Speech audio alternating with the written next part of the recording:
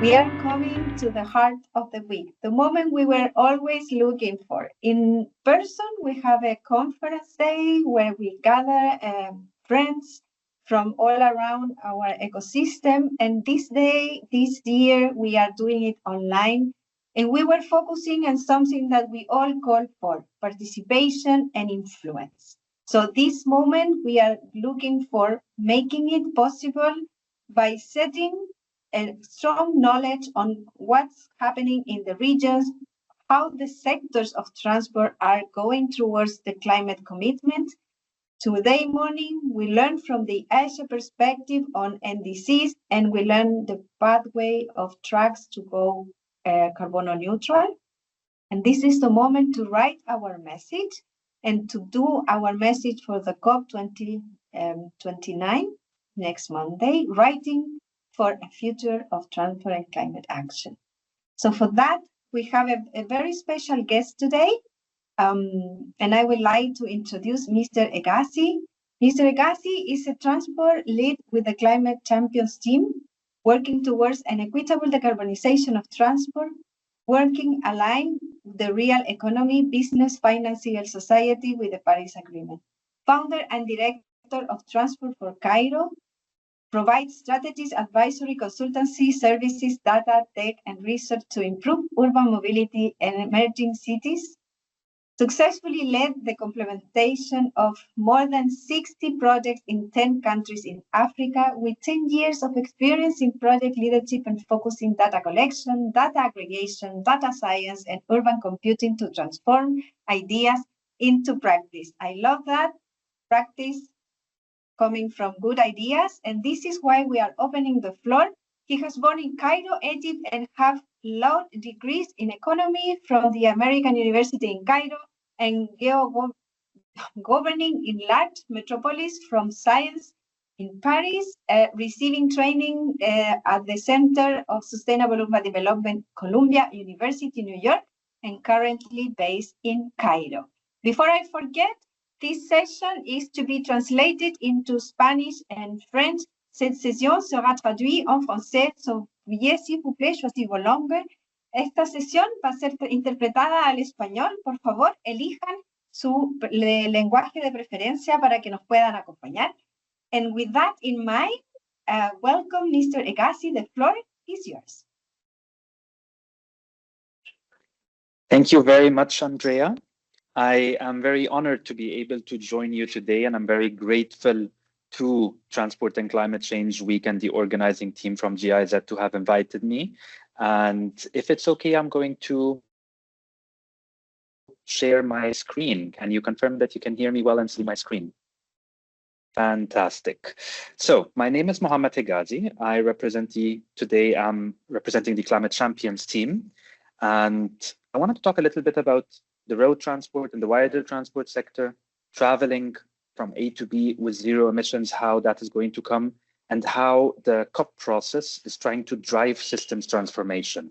My understanding is that this session is about right shop to come up with a contribution to COP29 in Baku, where we'll be traveling to, or I'll be traveling to in a week's time to start the 29th proceedings of the Conference of the Parties.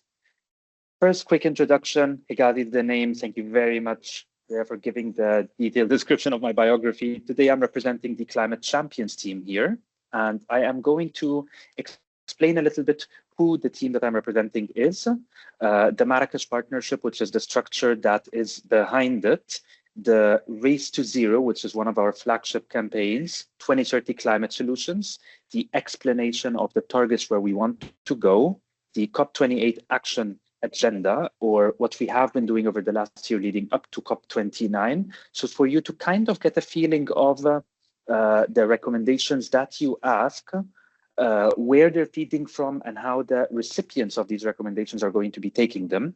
And I'm going to conclude with a very high level description of the transport system that I'm sure you're familiar with, but just to know how to categorize the work that we do in the contribution. So the high-level champions, the Marrakesh Partnership, who are those? This UNFCCC process, what is it? Very quickly. Now, the high-level champions started after the Paris Agreement, And their target is to mobilize non-state actors to support the agreement. Now, the agreement is between countries. We call them parties. Non-state actors is everything else, and this is the blue colors on the right side. It's the governments, it's the companies and financial institutions, civil societies, regions and cities, and essentially the real economy. This is where the actions happen. The governments negotiate on our behalf, and they set the rules of the game, the laws of the land. But ultimately, it is up to these organizations, the non-state actors, to implement what is happening. So it is about bringing a whole of society approach in an ambition loop. That means that governments set the policy, companies and civil society lead on them, implementing them in the regions. And as this leadership shows, governments are incentivized to be even more ambitious in their policies. There are always two high-level champions, one from the current and one from the next COP presidency. So we're honored to be representing Her Excellency Razana Mubarak from the UAE and Ms. Nigar Arabadarai from the Azerbaijani presidency in this round. Now, I grayed out most of the text on the slide. You can read it later. But in a very high level, it's almost 14 years ago that small island states required an action-oriented agenda. And this basically means in the negotiations of the COP, we want to see what are we going to work on. There's a platform that was launched trying to gather all of these actions. The high-level champions were created in the Paris Agreement. And then it has become formal that the countries are asking, we need you, high-level champions, to help us increase the level of ambition, the delivery of climate action, and try to keep that difficult target of 1.5 degree and well below 2 degrees alive. Now, the COP process is a complicated process like this slide. And ultimately, let's start from the very right. The mobilizing action has many different sides, and this includes the contribution that hopefully you will come out with today. This will be then presented and talked about in some of these special events that happen in the COP, the climate conference that lasts for 2 weeks, that happen parallel to the negotiations. And these are like COP, CMAs, SB, STA. These acronyms all stand for very specific technical parts of the negotiation process. But ultimately, it is about the negotiations, listening and being influenced by what's happening in the events showing the action that's happening on the real world, and them feeding into each other, leading more ambition and more action, and making sense of this difficult and long but very useful negotiation process. Mr. The Marrakesh Hegazy? Partnership is a group. Yes. Mr. Hegazy, I'm sorry to interrupt you, but we are having some problems to listen to you properly. Maybe you can turn off your video so we can follow your voice better. Sure, give me a moment. Is my voice better now? Absolutely, thank you. If it is not, please do interrupt me again. Thank you. So, the Marrakesh Partnership is a group of entities, and there are many, many different entities across sectors, and their job is to mobilize and align non-party stakeholders, or basically these real economy actors, the businesses, the states, and all of that, towards them. Today, we're talking about the transport system. I'll explain that a little bit later. It's very global in scope. It's about collaboration with the governments. It's about tracking the progress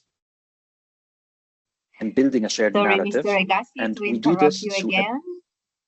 I'm so sorry, but I received a communication from interpreters. It could be go a little bit slow so they can follow your interpretation better. Absolutely. Thank you. We have a lot of vehicles and products that produce, and these include the Race to Zero, which I'll show very quickly. It's a global campaign, and it brings 15,000 non-state actors, all of the companies. It sets the targets very clear. What does it mean to be net zero aligned? What speed? By when do you emit how much emissions? You agree with these conditions? Can a company or a state or a region say, I am net zero aligned in a way that's aligned with and recognized by the United Nations? And this includes 5 steps: pledging to be net zero, making a plan, publishing this plan, proceeding with its implementation. And this includes annual progress tracking, as well as persuading other entities to join. And it's a really big space. And this is why I added here, some logo soups to just show you how big this space is across the sectors. Now, I'll get a little bit deeper towards transport. We have this framework called the 2030 Climate Solutions, and these are focused on 5 levers of systems change. This is our theory of change, what we do, how we do it to achieve tangible outputs in the end. It starts with the demand. Demand is influenced by policy. Finance invests in the new technologies that then civil society and consumers use, which then creates the supply that covers the demand. And you need to tackle these 5 things at the same time. Think demand aggregation platforms. Sustainable aviation fuel is a cleaner form to use our airplanes. We want to get the airlines to commit to buy it when it's expensive. That's the demand aggregation, so that the supply can increase over time, lowering its cost. And to do that, we need policies. Some policies, such as in the EU, Refuel EU, which require airlines to buy a certain amount of fuel to build this market out of nothing. And this is what incentivizes the finance to invest on it. That's a systems change. Now, the systems change is led by breakthroughs. And the breakthroughs are essentially targets. And I'm now going to show you the main targets in the transport space. Again, when there's too much text in the slide, I don't expect you to read it, but you can look at it later. The targets in the transport space ultimately focus around 5 shifts. The first one is a shift to safe and modern mobility. This can be through vehicles, and we need to move to zero emission cars and trucks and buses, but it's also very much about public transport, active mobility, that is walking and cycling infrastructure, and incentivizing the public to shift to these non-motorized modes. We also have air travel, and we need to reduce any kind of travel, vehicle or air, that we can, and transition as much to zero carbon shipping and aviation. We cannot imagine our modern societies without shipping our goods, being able to travel, and being able to get to work within our cities. Now, these 5 large shifts, and these slides are from our partners' Systems Change Lab, are all underpinned by specific targets. And these targets are tracked. They are shown here, 20 of them, 13 of them actually. There are another couple that are not showing. And the targets, to summarize them, are electric vehicles across their sizes, from the small 2- and 3-wheelers to the cars, to the buses. They're about public transport facilities. How much public transport do you have? It's also about how many people are using this public transport. And the Systems Change Lab tracks these every year. And there are certain targets, breakthroughs. We need to have 85% of private cars sold being fully electric by 2030 to be able to remain on a 1.5 degrees pathway. And it is this pathway, which I show here in this graph, that is really key. This one is for buses. In 2021, there was around 44% of bus sales were electric buses. This is very heavily dominated by China, by the way.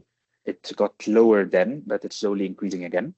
And the target is to have 60% of bus sales electric by 2030, or in 6 years' time.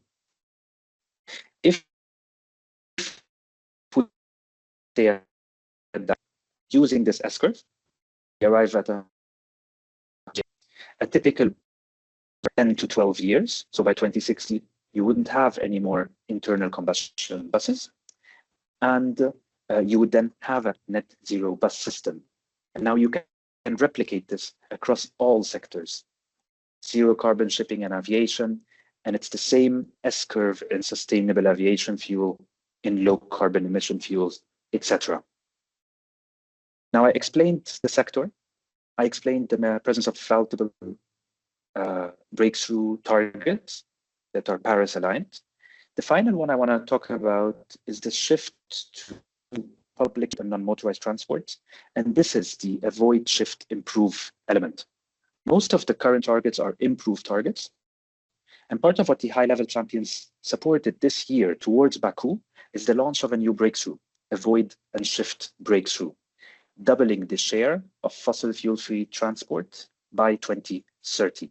And that's the kind of call to action that the right workshop could come up with now that could be then presented in COP29 and set a clear position of the Transport Week community. I want to conclude with a second action that we did this year, and this will be the closure of my presentation. Popular transport or informal transport is how more than half of the world goes to work every year, particularly in emerging markets. And they take very different forms: matatus in Kenya, dollar vans in New York, jeepneys in the Philippines. And we also supported an initiative to bring these kind of modes to the COP space to show we cannot do a transition without them. We need them to transition to fossil fuel-free technologies as well. And we need it to be done in a just way, because the workers and the users need to be at the center of the transition, else it will fail. And on this point, I end my keynote, and I'm very grateful that you listened with me. And I hope that the technology didn't hurt us. I stop here.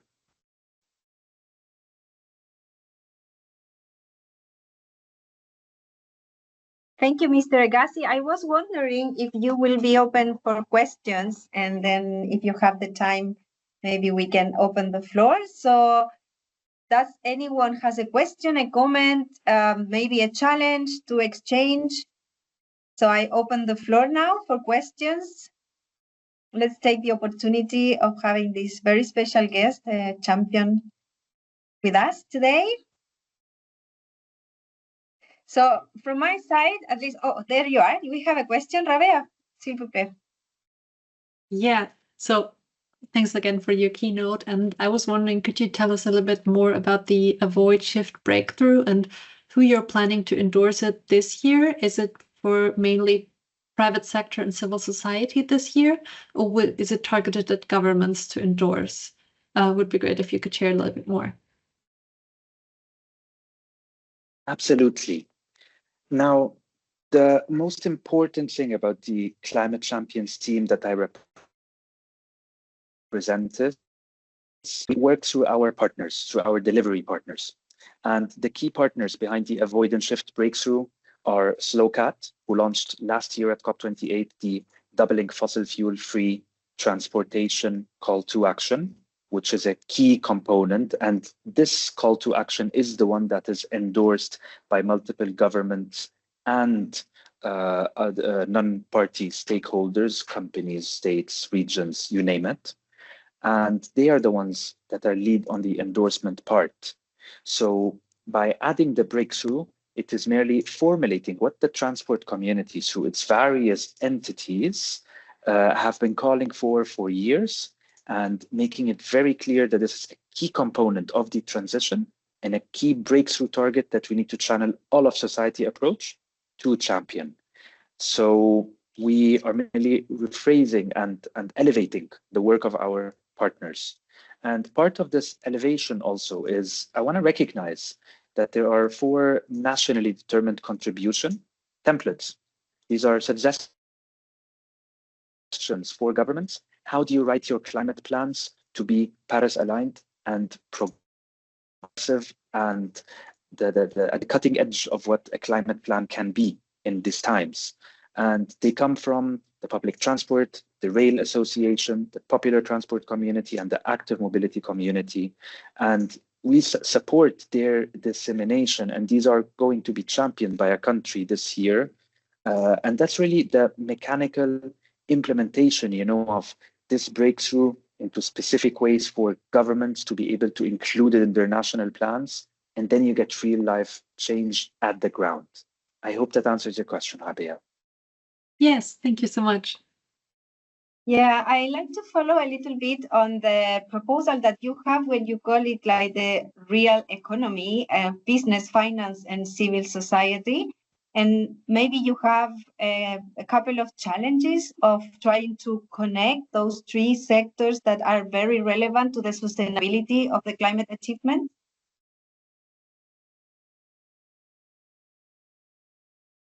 Absolutely. So it's a big wide world, you know. And I think what the climate challenge is really showing us is that there is no progress without collaboration. And you would be surprised when you sit in a room full of the best in the trucking space, the people who build the trucks that move our goods. And they're like, oh, it's easy to build electric trucks. We just need the electricity companies to give us the energy to charge them and the freight companies to buy them.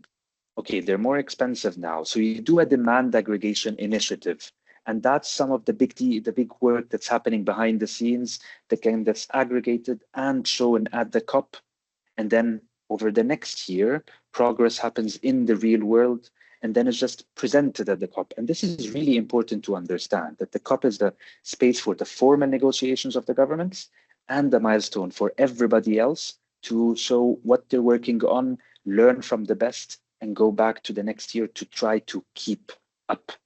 And this is the role that we play. We convene these actors together, present them with the common targets, hope that they build a common narrative, and hope that through this we can achieve systems change, which is ultimately what the climate challenge is all about. We need to change the entire system of how we live. Thank you. Thank you. Very inspiring, actually. Like no progress without collaboration, which make a lot of sense of what we are proposing here. Demand aggregation, progress happening in one field of the arena, and on the other side of the arena, milestones for the rest of the people, common targets. Not easy to understand, but this is why we collaborate to make better, appropriate translation of our common goals. Thank you, Mr. Hegazy, for making your time to come to us. You are making our conference very high level with your presence here. So thank you. If you can stay with us, you are more than welcome. We will now get into our writing shop to build our message. Thank you very much for accompanying today. Have a nice rest of your day. So for that, I would like to invite my colleague, Rabea. Rabea, where are you? So Rabea Schmesh, please. There you are, coming back, connecting the dots. Rabea, what's the adventure to come? Andrea, I was wondering whether we could maybe still answer the last question in the chat. Sorry. Which I found really interesting. And it is, how close do you see that the true ambition of a country is reflected in the NDC? And do you foresee this getting better in the upcoming updates? And if you still have time, maybe I can connect the dot back to you, Hegazy, and we can still take this one up. Absolutely, and it would be my pleasure. The short answer is yes, I do foresee it getting better in the upcoming update, because this was the entire design of the architects of the Paris Agreement back in 2015. Okay, climate change is big. What do we do as governments? We don't know what to do. Okay, we're aiming for 2.5 degrees. But then in a couple of years, we're aiming to 2.2 degrees. No, we're putting policies that allow for 2.2 degrees. We're aiming for 1.5 degrees, but we're not quite there yet.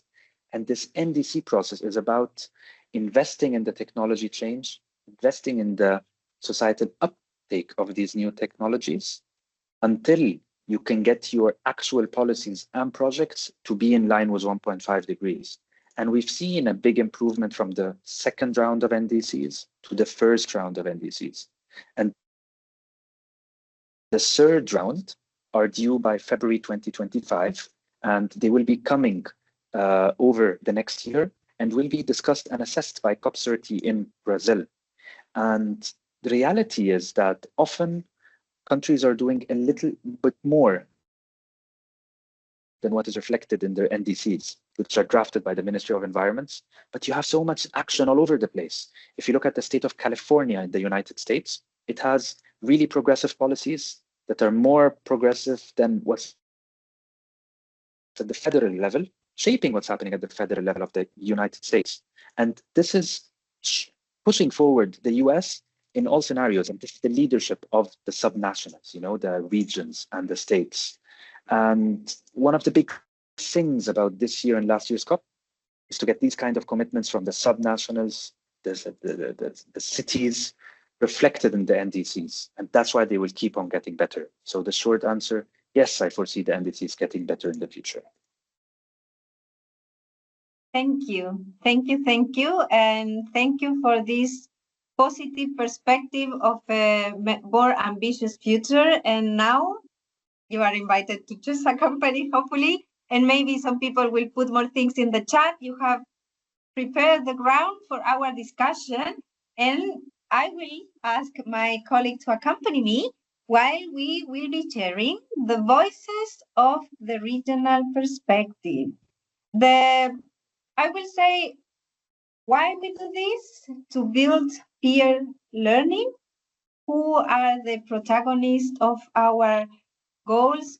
Are the expert and partner countries we work alongside. So this year we have dedicated special space for the country and regional perspectives, and each region has decided how to present their own challenges, achievements, by the same question for everyone. How somehow collaborating together can make it for a best result in international conversations. So from that perspective, every region chose a topic that was significant for the whole international ecosystem and brought out their perspective. So in the case of Latin America, we were talking about the integration of transport system, and for a better integration of transport system, there was required policies applicable to cities, understanding the complexity between operators, financing, how to renew the fleet, infrastructure, and all of that, with a strong leadership of public fund and political will.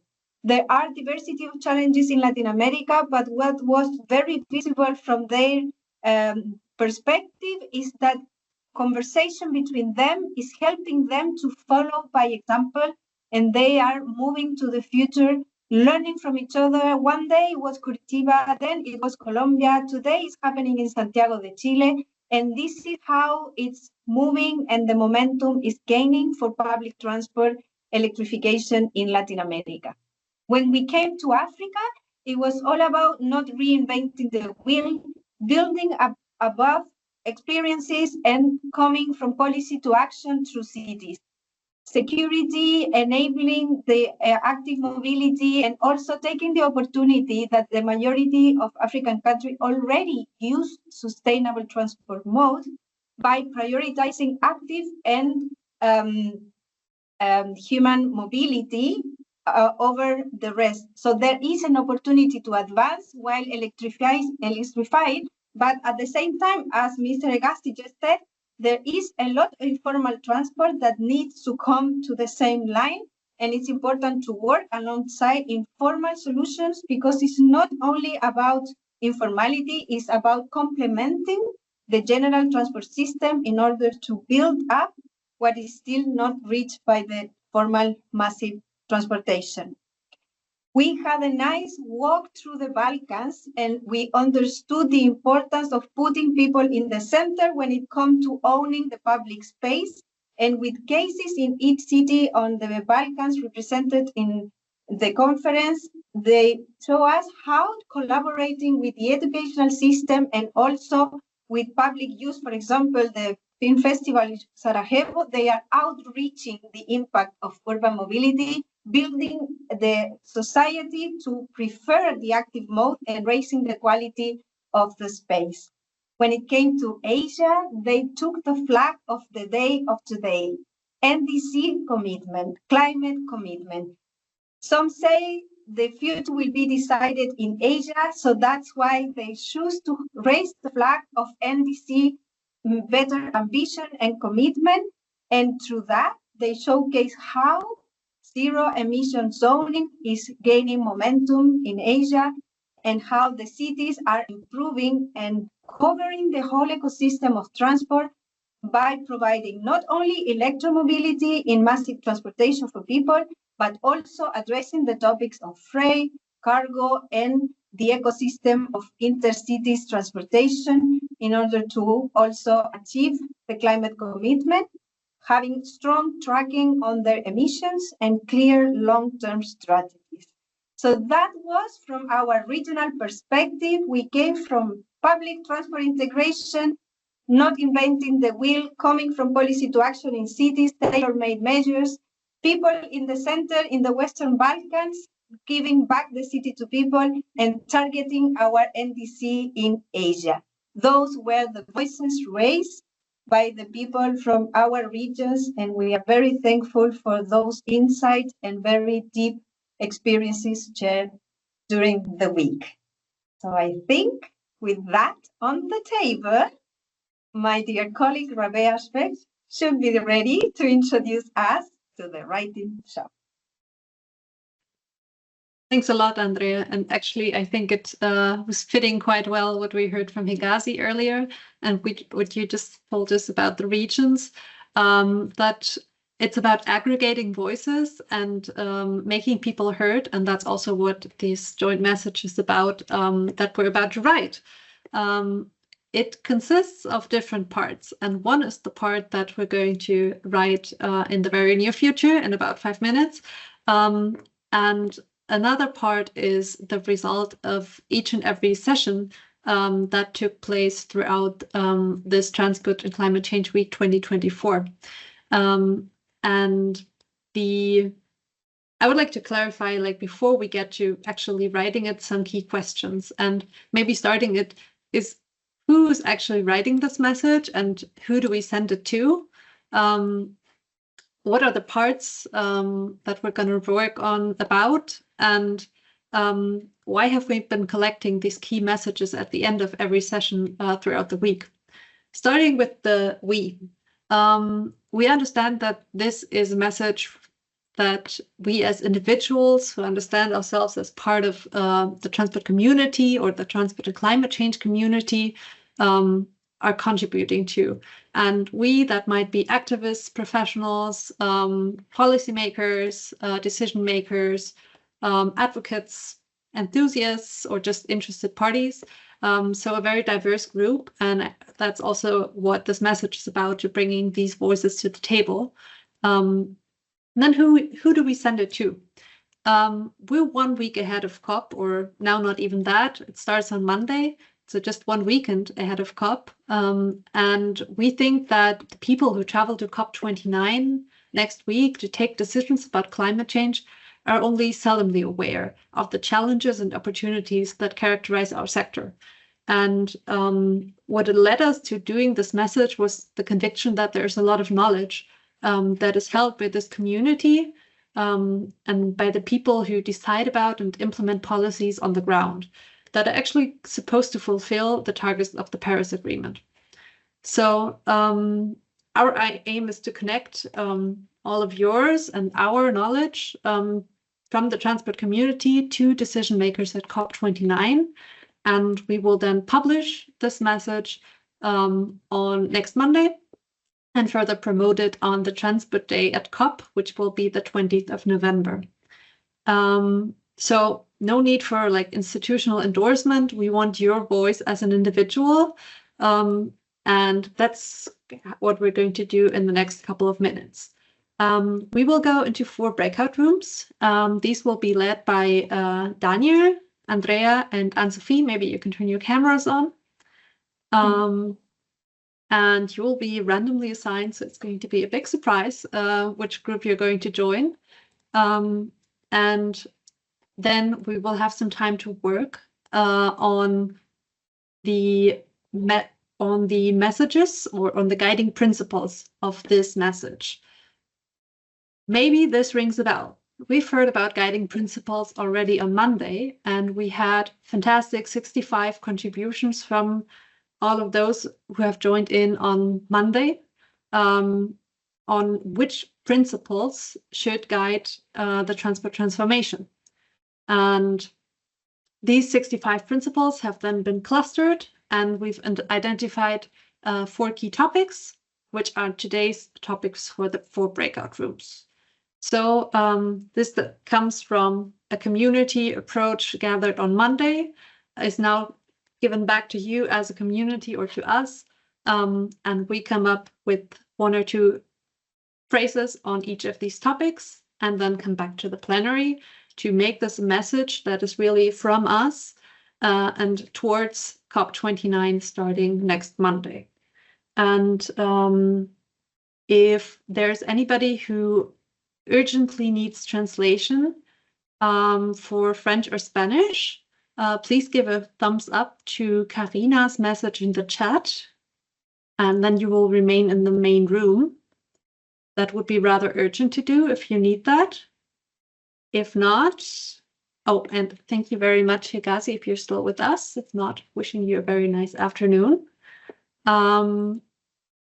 We can start with the breakout rooms. Maybe, Andrea, you can keep sharing your screen. Okay. With each of the group has come up with.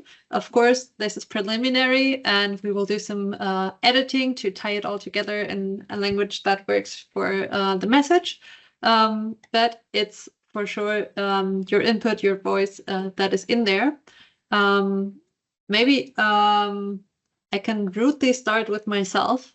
And the group that first we had a little group, and then we came back and hijacked Andrea's group. And in the end, I think the result is quite nice. It's on NDCs and zero emission targets. We've come up with the following sentence. Maybe you can scroll down a little bit. Yeah. There it is, just where the 2 pages meet. Lead by example with ambitious quantitative transport targets and comprehensive measures and NDCs, backed with net zero national transport climate strategies, step by step acting towards and incentivizing zero emission vehicles coupled with renewable energy to keep up political will, connect all levels of government, civil society and private sector, including the informal segment, to engage in NDCs, science-based targets that align with recommendations from the Intergovernmental Panel on Climate Change can enable requests for concrete financial resources to achieve these targets. And I think that's actually quite nice, also given that COP29 will be a finance COP. So it's a nice twist to it. And thanks for everyone who gave input to this segment. And now I would like to ask Anne-Sophie, what did your group come up with? Could you tell us a little bit? Yeah, with pleasure. Thank you for giving me the floor, and hello to everybody. We were in the group brainstorming about inclusivity and accessibility. We were like 8 person, and of course, when it comes to it's difficult to come with just one short sentence. There are so many ideas fusing in a chat, so in the breakout room. So I will tell you what are the outcome. What is the outcome? So in the end, it's like 4 sentences. Short, but still 4. One is that is the main message to all these leaders is leave no one behind. Invest in transport systems for equitable, safe, and sustainable mobility for all to improve social and economic conditions, access to education and healthcare, and recreational activities. One of the participants say that inclusivity, so I don't start with a verb, we will need to rephrase it, but inclusivity and accessibility require commitment and leadership for social economical advancement, which is a bit related to the first sentence. One concrete example was, one concrete idea was allocate sufficient funding. So it comes also to the investment that is needed for designing and building affordable, digitalized, all-inclusive transport system. And enhance, finally, the rural-urban synergies by bridging the transport infrastructure gap to provide, again, economic access to all. That are the main messages that came out from this room.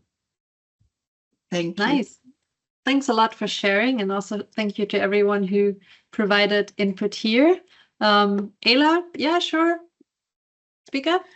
Yeah, no, it's really nice to see what the other groups have done, and it looks good. Just with the inclusivity and accessibility, does it mean we're also promoting like accessibility to private car use? Is that something that needs to be in there? Like that maybe doesn't mean that people should have accessibility to private cars when they want, but I think the main topic behind accessibility was to think in terms of people with disabilities, people who provide care, mobility of care. So recognizing the different mobility needs that people have and making mobility accessible to them. And I think in some cases that could mean a private vehicle. But Anne-Sophie, maybe you can say how your group interpreted it.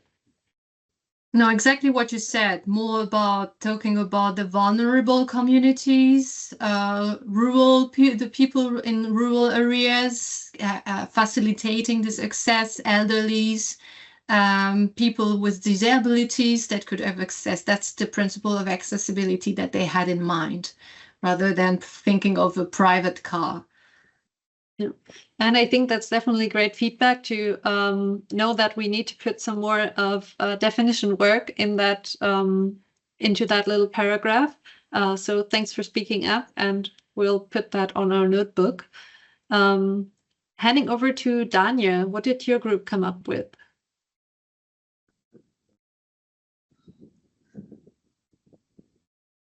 You see, I'm still writing, so we were so as well not able to come up with short sentences. However, we may also further condense a little bit in the coming hours. But basically, I think the message is that electrifying transport is currently high on the agenda and, of course, an important building block. But so the avoid and shift can really significantly contribute to achieving net zero.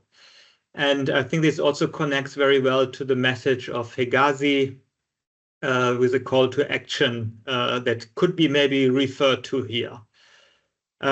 So then we collected aspects who are important to actually translate this into actionable policies.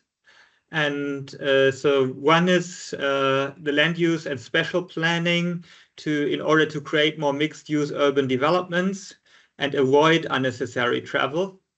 The second one is to promote the supply of alternative modes instead of just managing the growing demand of motorized transport, and also to ensure the first and last mile connectivity of these type of modes. And the third one is to internalize externalities, and so that the public transport must be so at the same time, so that the private car use is disincentivized and the public transport must be affordable and convenient. I think that makes it quite clear. The last point, to sum it up, is then so that these type of messages are very much related to the city and urban level and also some national governments. So lots of capacity building is needed here to achieve that. So that could be also included. Yeah, that's basically what we did in 20 minutes. So quite impressive. Thank you to the group. You did a wonderful job. Very active group. Yeah, great to see that you've come up with so many facets and so many shades to this topic. And also thanks to everyone who contributed. Now I would like to give back to Andrea first to tell us about what your group came up with, and later to keep on with the moderation. Floor is back to you, Andrea. Thank you, Rabea. Thank you for every group, actually. And from our conversation, it's clear that there is a perspective from the South, like the countries from the South that are facing different challenges. So when it comes to a just transition and gender transformative approaches, we came with, of course, the idea of securing employability with gender-based focus by being equitable with trainings and recruiting strategies in order to enable both gender to access to employability in transport. The other idea came from informal transport included in the ecosystem during the transition. We know that in the South, informal transportation plays a key role, not only for the employability of people, but also into reaching sectors that are not reached yet by the whole public system. So they are complementing the accessibility for people. Promote a share of data to have informed decision-making. The countries working in NDCs are collecting data, valuable data, in order to share that.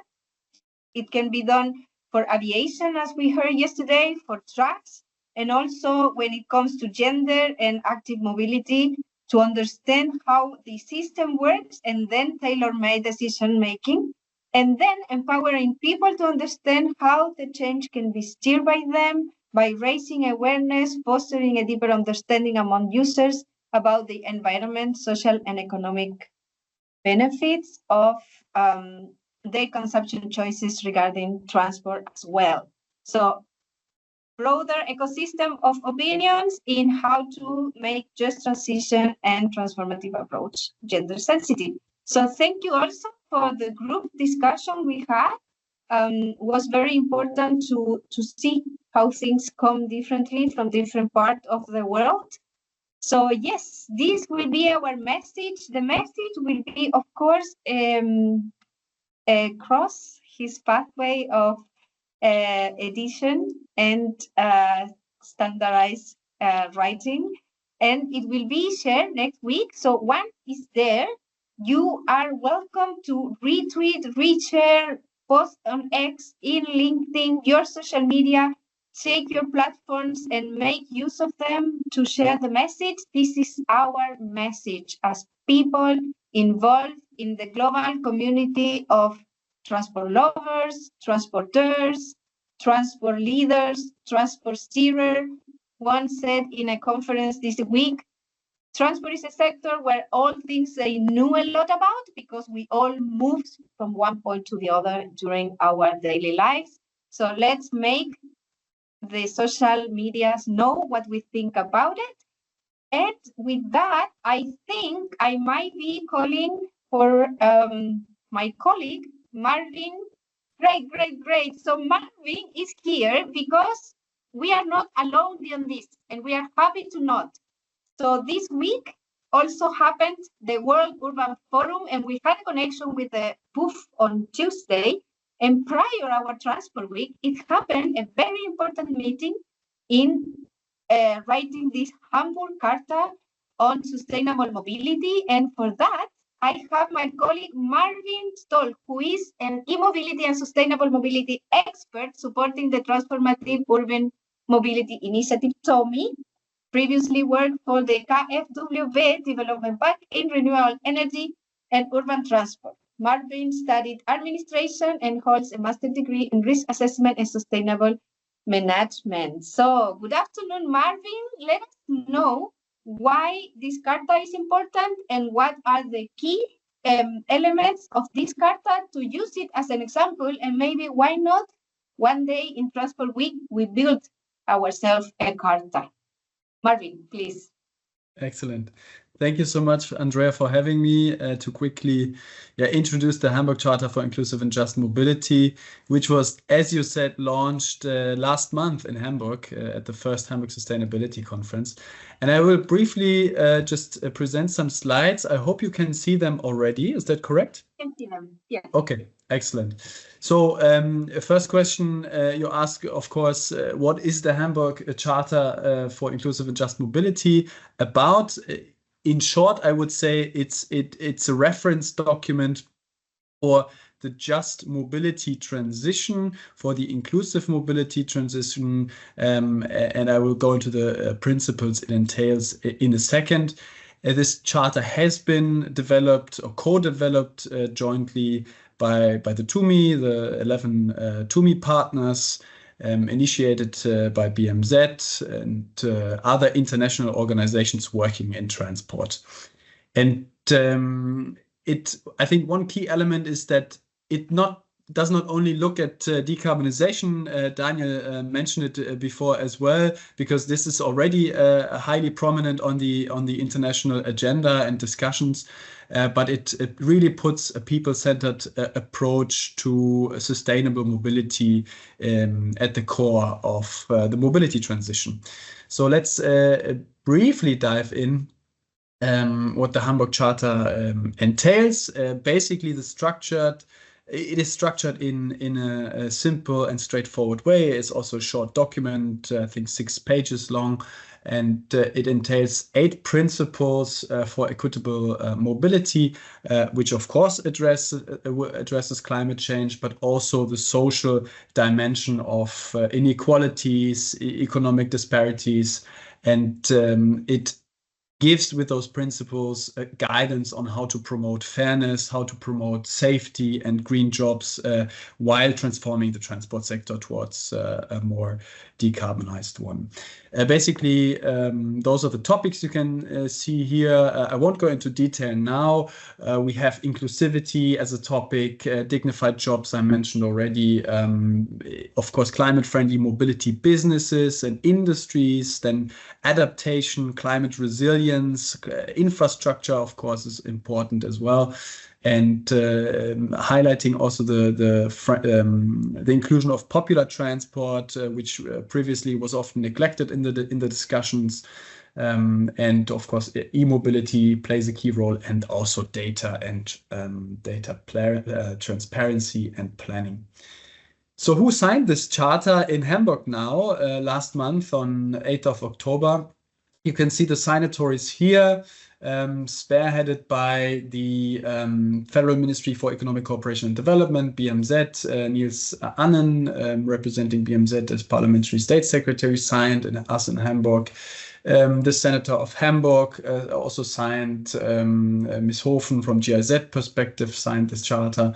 And in total we have, and I go to the next slide, 24 signatories so far, which jointly co-developed this charter, the principles of this charter, and then also signed in Hamburg, or some even before Hamburg. The World Bank, you see the usual suspects, but we are very happy with the signatories. We have development banks such as KfW from Germany, from Asia, the Asian Development Bank, but also our partners like WI, C40 Cities, UN Habitat, and others. And now what is the next step is that we will take this charter, and when I say we, I mean the whole group of signatories, and present it at regional events, do the outreach, try to attract even more signatories until we can really also implement those principles which are outlined in the charter jointly together, and get new projects going, new financing going. That's of course the ultimate goal or dream with such a charter. We will, to be more precise, we are currently present at the World Urban Forum. Andrea, we had a connection to Jens yesterday, I believe. We will also be presenting the charter at COP and the Environmentally Sustainable Transport Forum in Manila this year, and other events will follow. And I think with that, and maybe one thing I might want to add, I didn't mention, is that this charter ideally is also first contribution to the UN Decade of Sustainable Transport, which will be starting in 2026 and will then, of course, run for 10 years. And now, of course, this is also an invitation if now we have participants representing international organizations working in the transport sector, and in either way, and you want to come on board, of course, first check out the charter and inform yourself about the contents. I will share the website in a second in the chat as well. And then you have partners in mind who should join in, and then please get in touch with us, with my colleague Jens Giersdorf or myself. We would be really happy to work with you on this on the journey towards transforming the mobility sector in a just and an inclusive way. And with that, I thank you very much for your attention. Thank you, Marvin. Thank you. Congratulations for the effort, of course. So we wanted to have you here because this is what it's all about this year. We are connecting the dots, and one important dot is this parallel effort to more investment in the transformation. So thank you, Marvin. Thank you very much. And we are moving forward because it's not possible to go to the past. So we go towards the future, and we are now reaching the top of the hill, the summit of the week. And what happens when you get into the top of the mountain? Your view is expanded, and then you get to see the future and have hope into more ambitious NDC, but at the same on what's next in the transport and climate change community. So for that, I would like to ask you first for a feedback, I guess. So it's coming the feedback QR code. So you can give us a feedback. QR code, Karina?